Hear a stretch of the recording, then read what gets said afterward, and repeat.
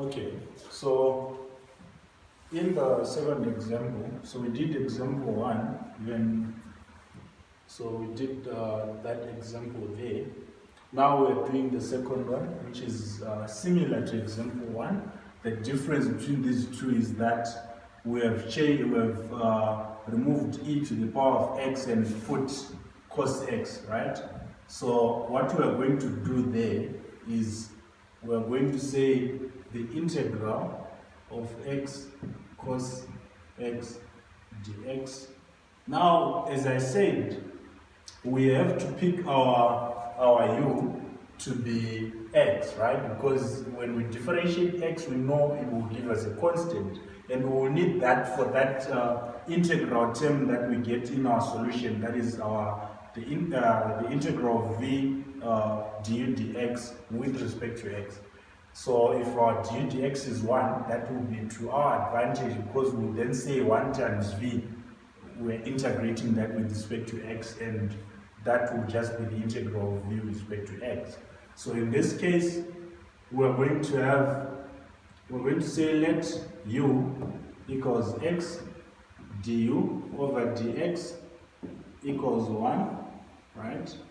dv over dx equals, so dv dx automatically becomes what we didn't choose for our u, right? So if this is u, what's remaining in that integral is our dv dx. So we get v from taking the antiderivative of this derivative of v with respect to x. So that's going to give us, as I said, okay, in differentiation, if you remember well, we were saying that the derivative of cos is minus sine, right? And the derivative of sine is cos. But in integration, it's the opposite. It's the exact opposite. The integral of cos is sine, and the integral of sine is minus cos. So this one here is going to give us sine upon integration. So now we put these terms in our integration by parts formula, which says the integral of u dv over dx with respect to x is equal to uv minus the integral of v du over dx with respect to x. So this here is the question. We are given that we have chosen our u to be x, and our dv dx automatically became the cos x.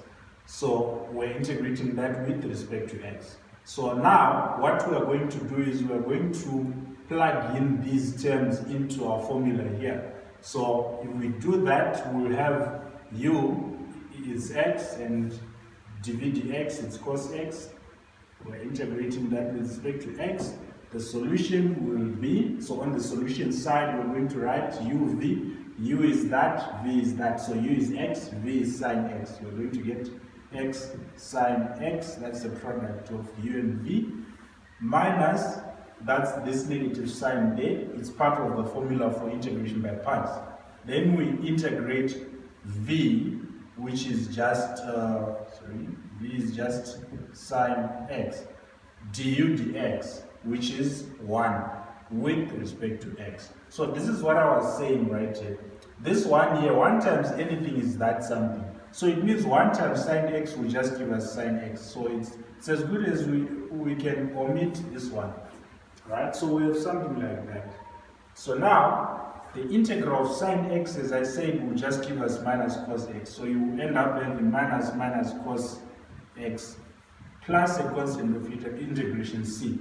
On this other side, you can write whatever was there because it was not affected by the last part. So it's going to be something like this. So that's our solution for the integral. We can also simplify. There we see that we have 2 negatives. Let me replace them with a positive sign, right?